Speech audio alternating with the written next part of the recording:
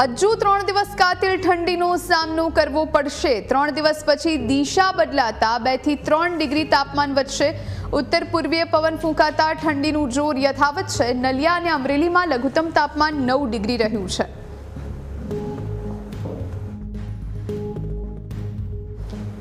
તો જે પ્રમાણે અત્યારે ઠંડીનું નવું મોજું લોકોને થથરાવી રહ્યું છે, ત્યારે હજુ પણ તાપમાન ઘટશે, એટલે કે હજુ પણ ઠંડીમાં વધારો થશે। ઉત્તર પૂર્વીય પવન ફૂંકાતા ઠંડીનું જોર અત્યારે યથાવત છે અને હજુ એક રાઉન્ડ ઠંડીનો જોવા મળશે।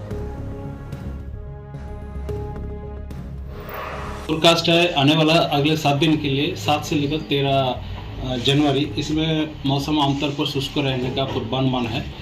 और जो लघुत्तम तापमान है इसमें अगले 3 दिन कोई बड़ा बदलाव नहीं रहेगा। उसके आगे फिर धीरे धीरे टेम्परेचर 2 से 3 डिग्री सेंटीग्रेड टेम्परेचर बढ़ने का पूर्वानुमान दिया गया है। अहमदाबाद के लिए क्लियर स्काई आज का पूर्वानुमान है और जो लघुत्तम तापमान है 14 डिग्री सेंटीग्रेड के आसपास रहने का पूर्वानुमान दिया गया है। कोस्टल क्षेत्रों में गुजरात की जो तटीय क्षेत्र है, उत्तर और दक्षिण गुजरात की तटीय क्षेत्रों में अभी पवन का दिशा रहने का पूर्वानुमान है। उत्तर से उत्तर पूर्व दिशा से पवन चलेगी।